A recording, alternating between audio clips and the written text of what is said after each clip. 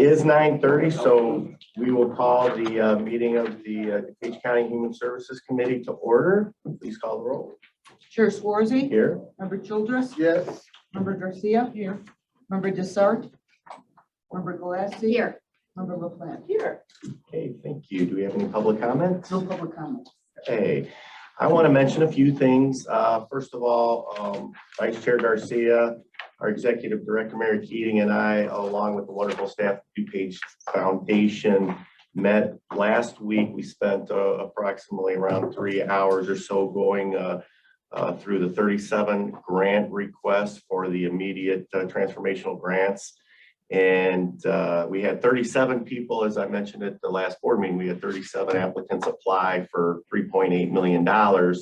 We're approximately giving out between $1 and $1.5 million for this immediate grant this year. So after our evaluations and our discussion, we invited approximately 22 to submit a full proposal. So those entities will have approximately about a month to apply, and then we will reevaluate at that point. And I just want to thank Mary, thank Paula, and of course the DuPage Foundation. They work really hard to do this, and they do a fantastic job. So I just want to pass that along. Also, as our chairwoman Deb Conroy mentioned at our last meeting, it's Giving DuPage Days this week, May 1st through May 5th.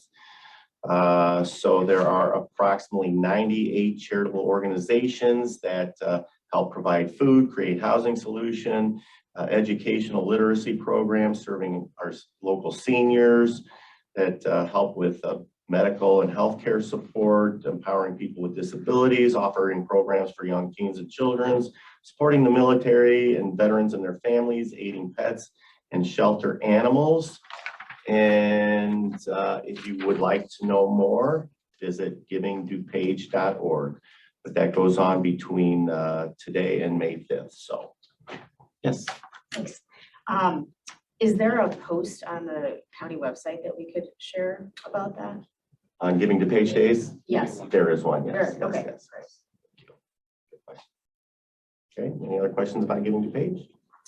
And then finally, as I mentioned a few weeks ago, the DuPage Care Center Foundation's 19th annual golf outing is coming up on June 16th. Golf and lunch begin at 12 p.m. It's at Prairie Landing in West Chicago. It's the early bird registration is over, but you can still register by June 9th. So if you're interested, please reach out to me, or you can look it up and get that information there. So. Yes. Can you also maybe speak about the people who don't golf, what they could do for them? They sure can. There's also dinner is available. It's $50 a guest if you want to have dinner at that event, and that I believe is going to be around 5 o'clock. Is when that begins. Oh, 6 o'clock right there. So, thank you, Member LaPlante. Do any members have any comments they'd like to share? Okay, seeing none, I will take a motion to approve the minutes of our last meeting, item 23-1683. Motion and a second. Questions or comments? All in favor say aye. Aye. Opposed? Thank you very much. On to community services, I'll take a motion to approve item FIR 12223, acceptance and appropriation of the Illinois Home Weatherization Assistance Program, Department of Energy, bipartisan infrastructure law grant fiscal year 23 intergovernmental agreement in the amount of $1,074,098. We have a motion, a second. Questions or comments? All in favor say aye. Aye. Opposed? Thank you very much. Take a motion to approve FIR 12023, acceptance and appropriation of additional funding for the Illinois Department of Human Services Homeless Prevention Grant, Plan Year 23, in the amount of $40,000. Second. Motion a second. Questions or comments? All in favor say aye. Aye. Opposed? Thank you. On to Community Development Commission, I'll take a motion to approve item 23-1684, a recommendation for approval of a third modification, second time extension of a community development block grant agreement between DuPage County and the Kenneth Moy DuPage Care Center. Window replacement, south wing water heater, extending the project completion date through August 31st of 2023. So moved. Second. Motion a second. Questions or comments? All in favor? Oh, Quick Member question, Garcia. is this just a supply issue, basically, again? Is that why it's got? Yeah, extension? actually, I think some windows were delivered and they were maybe the wrong size. This is a Tim Harbaugh question, but yeah, it was an issue with, it was either an incorrect delivery. I don't think it was a supply chain error. I believe it was an injury. Okay, all right, thank you. All in favor, say aye. That's a roll call. That was, oh, that is, I'm sorry, roll Okay. call vote. Member Garcia. Aye. Member Desart, it's Member Galassi. Aye. Member LaPlante. Aye. Member Childress. Aye. And Chair Swarzy. Aye, thank you. On to DuPage Care Center, I'll take a motion to approve FIR 12123, acceptance and appropriation of the DuPage Care Center Foundation Music Therapy Grant fiscal year 22 in the amount of $55,332. We have a motion and a second. Any questions or comments? All in favor, say aye. Aye. Opposed? Thank you. I'll take a motion to approve HSP 5623, a recommendation for the approval of a contract purchase order to Medline Industries, Inc. to furnish and deliver Spectre 1000 UV disinfection device systems for the DuPage Care Center for the period of May 10th, 2023 through November 30th, 2023, for a contract total not to exceed $75,000 and contract pursuant to the Intergovernmental Cooperation Act, Omnia Partners Cooperative Contract. This is ARPA 2 funded, and we have a motion, a second. Questions or comments?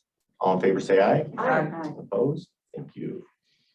Take a motion to approve item 231685, a recommendation for the approval of a contract purchase order to Verathon Inc. for bladder scanners, mobile carts, printers, and phantom scanner for the DuPage Care Center for the period of May 2nd, 2023 So moved. through November 30th, 2023 in the amount of $22,768.10. We have a motion and a second. Questions or comments? Take a roll call, please, on this. Member Garcia. Aye. Member Galassi. Aye. Member LaPlante. Aye. Member Childress. Yes. Chair Swarzy. Aye, thank you very much. On to budget transfers. I'll take a motion to approve item 231686, a budget transfer to transfer funds from the indirect cost reimbursement to the software licenses and software maintenance agreements to cover Adobe Network and ERP charges for fiscal year 23 in the amount of $141,745. So moved. Second. Second, questions or comments? Yeah, remember you. I just had a quick question because I think I noticed that in this account to cover the software licenses, it was actually set at 0. And so then they had to transfer the money to actually pay for this Adobe Network and ERP charges. But these are like, there were renewal fees or costs. I was just wondering what happened with this one. Our finance chair is here, finance director. This is from the Care Center, obviously, we pay all of the costs for the software licenses, the ERP network out of the IT department. And within the department, we budget for what are called these indirect costs. So annually, once that's all accounted for, and IT gives us what the cost of those licenses are, then we transfer that money into software licenses and things like that within the fund, and in this case, the Care Center. Okay. Rather than just putting the money directly into that line item. Because IT pays for all of it. I see. Okay, thank you. Thank you, and thank you. Any other questions or comments? All in favor, say aye. Aye. Opposed? Thank you very much. I do not believe we have any residency waivers, so we will go to Janelle Chadwick for the DuPage Care Center update, and she is online, as you see. Thank Hi, you. good morning. Good morning, everyone. I have a few things to talk about today. So COVID update, we are in outbreak status, but we do not have any units that are on quarantine. So we're still having these periodic cases, which cause us to go in and out of outbreak. Any questions on that?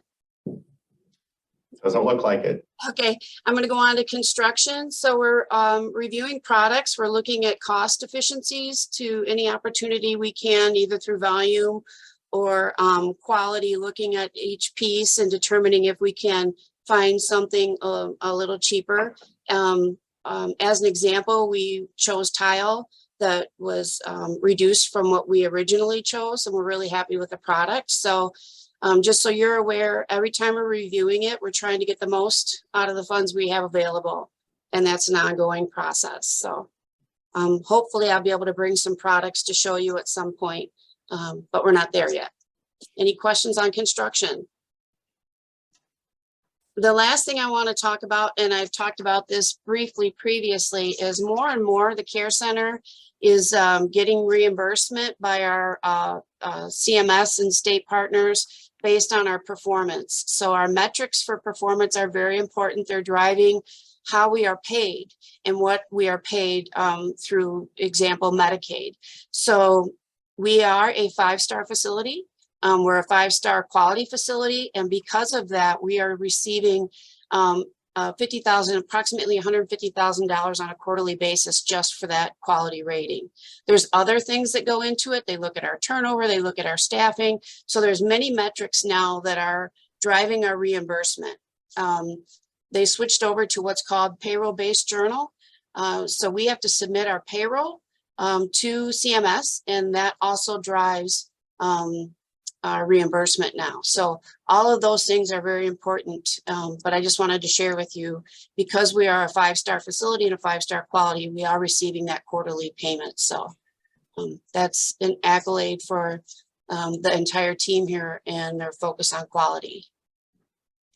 Any questions? That's my report. Thank you, Janelle. That's great. Thank you for sharing that information. A quick question on that. So is that quarterly reimbursement, is that figured into your annual budget?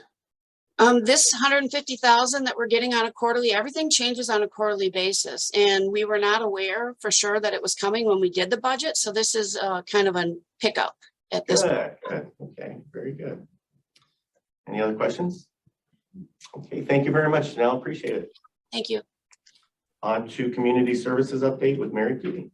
Good morning. I'm going to have a seat because I think I might be up here for a little bit. First of all, I want to thank Mary Catherine for filling in and doing the presentation of the portal while I was on vacation. So I was able to watch the meeting, and so I wanted to kind of follow up on some of the questions and comments that came up. Also, in the interest of moving this process forward, we are working, Finance and State's Attorney and I are working on a resolution and a sample agreement to take to Finance next week. So I have nothing for you to vote on today, but I just kind of want to get consensus to make sure that what we bring to Finance next week would be in line with what's kind of where everybody is. First, I want to talk about the eligibility in those categories. And I'm going to rely on Connor to just scream from the back if I say anything that is legally incorrect. But so as we know, we're not funding this out of ARPA. We're funding it out of ARPA interest. So the ARPA guidelines don't apply, but the restrictions on what the county can do as a non-home rule community do apply to these funds. And so that really is sort of drives what we can do in terms of eligibility. A grant, particularly a grant from government funds, is not a donation to an organization. It's not just here, we're going to give you this money to help you. It's a contract. It's a contract with an expectation for performance of a service. And that service can only be something that the county would be authorized to do on its own. So keeping that in mind, I've worked with Connor and we came up with those eligibility criteria that you saw in the portal that are the services that we are confident we have the statutory authority to support. So those are things like economic development, including literacy and job readiness, education and mentoring, housing and shelter, mental health services, substance use disorder treatment, and food assistance. We're 100% clear that we can do that. We're comfortable with that. We feel that those are appropriate categories for this small agency grant program. Above and beyond that, we did put in other, but anything else would really need to be vetted by the state's attorney. So we want to be cautious that on the one hand, I think I would propose restricting applications to just those categories. If the board members want to see other things, you may very well get inundated with things that we just know off the bat we can't do. There was a question about a dance troupe or a comment about a dance troupe. Like, that's absolutely not something we can fund. There's kind of no question there. So do we want to open it to sort of an other category, or do we want to just upfront say, this is what we can fund? I know Member Desart is big on animal services, and I didn't hear animal services in there. So I did not anticipate that we would be funding animal rescue, foster animal shelters, those kinds of things. This from the get-go was proposed as a human services grant, not a broad nonprofit grant program. It really was, the discussion at the board floor came about related to the DuPage Foundation, relating to our old human services grant fund. So it's sort of, in my mind, it has always been, I had always thought of it as strictly human services, not arts, not entertainment, or not environment, not animal services.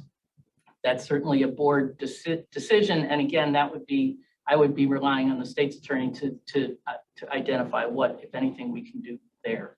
So I guess that's a question that I did not anticipate, whether we would do animal services. I think that's a different category. It's certainly not the world that I work in. I don't think it's even it's not under the purview of this committee, sort of overall from a county perspective. So that's a question for the board, and I don't know if we want to discuss that on the board floor next week, or Do any members have, and you brought up environment too, does any members have any questions, comments, or thoughts about this topic since we're talking about it, or kind of trust our staff's judgment on this? I definitely think we should trust our staff's judgment. I mean, they're the ones, this is their areas of expertise. This is how the county is set up. So I do think mixing and matching is probably not the most efficient and effective way to go about things, per Mary's comments. I think you may ask different questions in an application if you're doing things other than human services. Thank you. I really appreciate how you just presented that, because I hadn't thought of it in the, with the guardrails that this was specifically for human services. And now that you put it in that light, I think it does make a lot of sense. And I think those buckets that you mentioned are, for lack of a better way of saying it, like the most needy in our county right now, especially like coming out of COVID and things like that. And while I do appreciate, I love animal services and environment and all that, like I think hitting those human service categories is kind of like hitting the most needy areas and the most, where the most needs probably are right now. And I think as a board member, again, after you put it in that light, I think it's going to help us really funnel the money to where it's most needed, and not have a lot of, pulls in other directions of, other important things, but maybe not quite as needy as the human service category. So I think after you just explained it that way, I kind of agree with that approach. My thought was the same as the two members. I think it's just clean that way. It's cleaner, gets less convoluted, and historically, this is how you've done it. And I think that the recommendation that you have has always been good for us, so we may as well follow it. Yeah, I think that it's not to say that the board couldn't make a decision to do something else, something similar for different types of organizations. My professional experience, having managed grants for quite a long time, is that it's easier to say no up front than no on the back end. So it's that you would hate to see a bunch of small organizations submit applications that we're going to have to say no to. Remember you? Also, yeah, so Member Glassy said the same thing. I really appreciate the fact that you said it was contract for services, with obviously the county guidelines, but also state statute, right? Because we're not home rule. So that seems to make a lot more sense to me personally. And I actually had a question completely separate from this, but it has to do with the portal. Last time. It's the second item on my Okay, agenda. so I'll hold it. Okay. I'm just on eligibility here. Any other questions regarding, okay, do you have consensus and direction Great. on So that? we're going to take out that other category Okay. on the portal. We're just going to restrict it to those things that we have, that we're comfortable and confident that we have state statutes that we can point back to that say fund this. Great, thank you. I appreciate that guidance.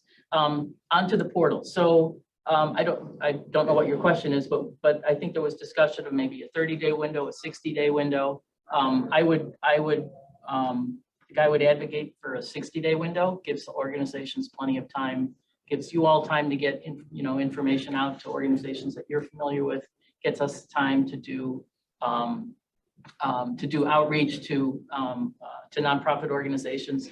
We will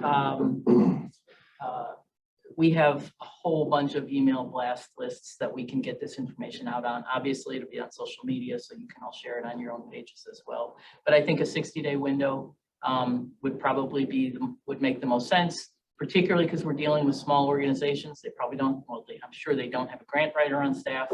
So it's going to be whoever is managing that organization needs to get that application completed on their own. So did that answer your question? Or I actually had a question with regard to the definition of program need. I think that was on, and we kind of had a question of, does it have to be a program? Does it have to say program as opposed to purpose of, what the money is going to be for, a purpose of the organization?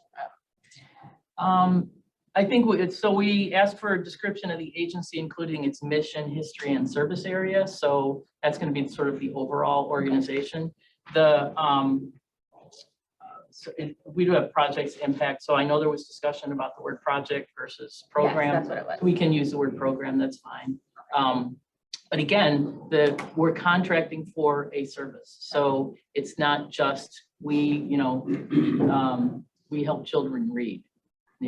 That's a great purpose, but what specifically are we paying for? We're paying for you're going to pay for after school tutoring, for three mentors for this period of time. So we need a description of the service to be provided. So maybe we'll change some of the language to make it more specific. Please describe the service to be provided utilizing county funds, because they're going to have an obligation to report that back. Again, this is not a donation, this is a contract for services. And so we'll need to be the application will need to be specific of breaking down exactly how are you proposing to utilize these county funds. Notification I covered. I think what we talked about internally as staff in terms of the review is that staff will geocode to identify those organizations. It's going to be where it's physically located. Obviously, there's probably going to be, I know there will be situations where there's going to be some overlap. So there may need to be some discussion between, board members if it serves more than one district, maybe, half comes out of one district and half comes out of the other. But the idea is that the members from each district will get together and decide. They can either decide collectively how they want to divide those funds, or you can divide it, and each board member can make decisions based on a third of the allocation for that district. That's entirely up to you, how exactly you want to do that. And then those recommendations will come back to Human Services for approval counters. And just a note, I think you can ultimately divide it how you'd like. I like you guys as a district to sort of submit a unanimous report to the board. That way there's a legislative component to it, and for legal reasons, which I will not stay on camera, it's probably the best idea there's a reason for that rationale. I like that idea, though, that regardless of how the decision was made, that the three board members sort of together would submit that recommendation. The total is 24,999. That's 24,999 is the threshold that we marked. Yeah. What was the total? Sorry, for the district? Per district, 175,000. So if each organization got the maximum, that's 7 grants per district. I think that clears, as far as I can tell, I think I covered everything that was sort of in discussion 2 weeks ago, but I'm happy to answer more questions. Questions here? Thank you. So actually, I've already been approached by someone who's heard that this is happening. So she did ask some pretty specific questions. So Sure. This is kind of granular, but thank you for listening to these. So she has an organization. So my 2 questions are, it's a like a division of a national organization. Mhm. And she said it is very separate and they keep their finances separate. So I guess that's my first question is the $300,000 maximum. Is it okay if it's applied just to that division, or is it like the parent company, the parent organization's overall finances? Well, I think the way we will ask organizations to demonstrate their annual revenue will be by submitting their annual Illinois 990. So it Okay. depends on how they submit their 990. If Okay, they that's submit it helpful. as an entirely separate organization and it shows under 300,000, that would be fine. You know, the intent of the board was to help small organizations who are not eligible for other Right. resources. Yes. And so I hesitate to be like, oh, yeah, you've got this massive umbrella, but you're just a small chap. It really depends on how they're organized, because Okay. in some cases, they're all operating under the same FEIN, and in other cases, they're not. Well, So, that's helpful how they submit, so. I'll yeah, let so them know just that. the Illinois 990 Okay.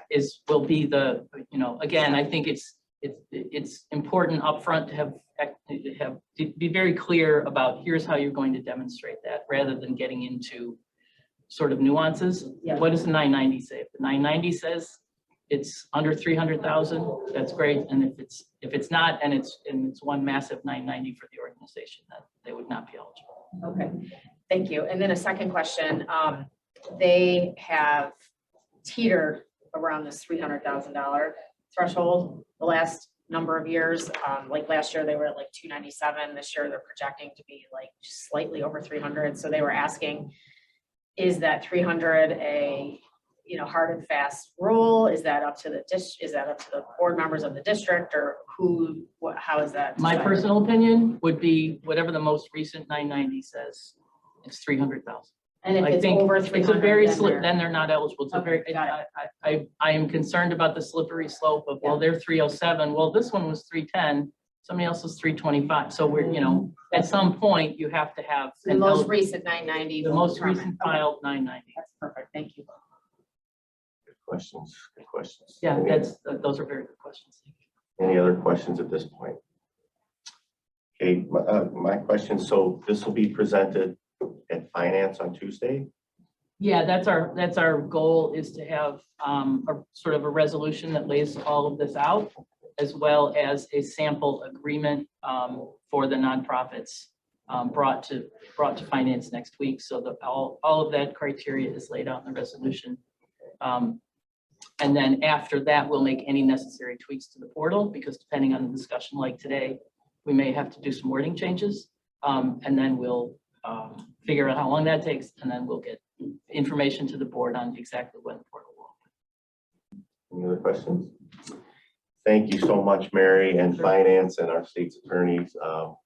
I know it's taken a lot of work to get to this point. We were very, very Yeah, appreciative. particularly So Mary Catherine and her team, and Katrina Thank you. are, they're really working on all the documents. I'm just giving them my thoughts. So, thank you. Hey, Mary, anything else with? No, the that's all. users? Okay. And do we have any old business? Seeing none, do we have any new business? Okay, I'll take a motion to adjourn. So moved. All in favor, say aye. Aye. Thank you very much.